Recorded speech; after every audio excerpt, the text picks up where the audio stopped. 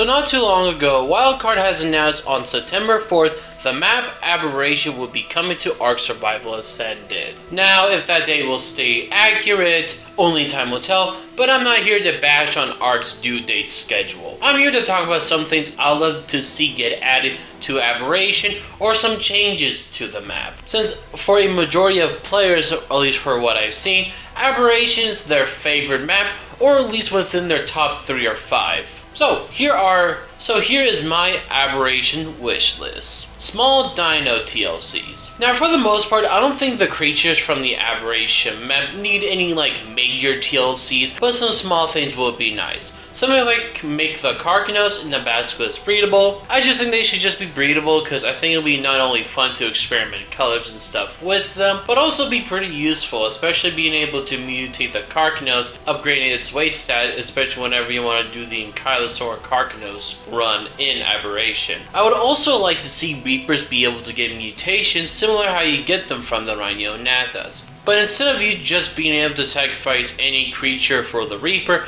the only other creature you can use is the Gigantopithecus, since it's the only humanoid creature you can tame in Aberration. It can also have it where in order to have a successful impregnation to your Gigantopithecus with the Reaper will be determined by your levels. Pretty much every single level that your Gigantopithecus is higher than the Reaper, the increased chance of the baby inheriting both stats between the two. So if you find a 150 Reaper, you'll need a 250 level Gigantopithecus to get a 100% successful Reaper. Any percentages are lower will determine the base stats may be lowered, kind of like how the Rhinonatha works. But this will also give the Gigantopithecus another usage on Ark. A new bug creature for the Bob Tall Tales pack. Now this is something I know some Ark players don't want here, and that is pretty much DLC creatures, especially since some Firecat was added, and I know some people are gonna say the Bob Tall Tales is paid to win with the Oasis Sword, but to be honest, it's not as strong as it seems. Anyways, one thing I'm mostly excited for the Bob's Tall Tale is the new creature. While I do like the steampunk aesthetic that they're going with, it doesn't fit Aberration for me, especially that they're gonna have a giant blimp that you can make, which don't know how that's gonna interact well with a cave map if I'll be honest, but I digress. But I mostly want them to add a new creepy cave crawling creature. I know some people would like maybe a new spider added to the game,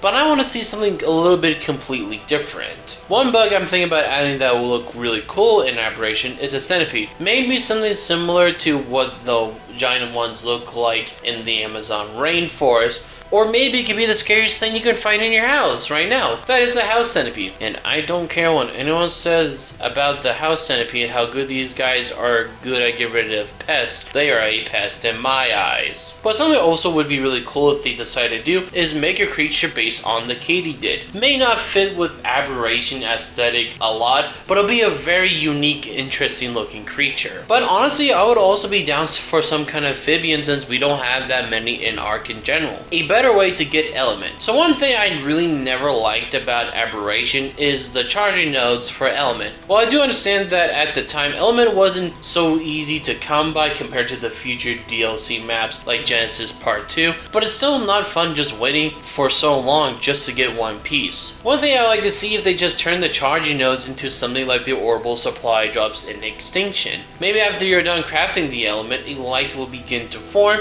and hordes of seekers who got attracted to the light will come and attack the charging node. You can also maybe complete up to a total of 5 waves, giving you 1 piece of element per wave you completed. But if the node does end up getting destroyed during this, you're going to have to wait up to a total of 50 minutes for it to recharge, which is longer than it originally was, but since you're getting some extra element with way less time compared to what you would normally do, I think this is fair. More caves to be added. Last thing I would really like to see be added in Aberration is just more caves in general. None of these caves have to have any purpose really to them. Doesn't have to have where a specific creature is in there or certain resources you can get, but it just would add a lot more of exploration and adventure into Aberration. Since I do really like the whole cave aesthetic, I think it'll be just crazy just have a crap ton more caves in this already big cave system. But if you do want to add more caves and have a more unique purpose to them, they could add the Megatherium into Aberration. Due to since past giant sloths have actually made tunnels in caves that you can actually go out and explore in, it'll be a cool, nice little addition, and that's where you can find the Megatheriums. So that's my small wish list for things I would like to see for Aberration, and what do you think? But also let me know down in the comments below, what would you like to see be added in Aberration? I'd love to hear it. But that's right for today's video. I hope you enjoyed it. If so, hit that like button if you're new to the channel. Hitting the subscribe button definitely be appreciated, and I'll see you in the next one. Peace out and have a good one.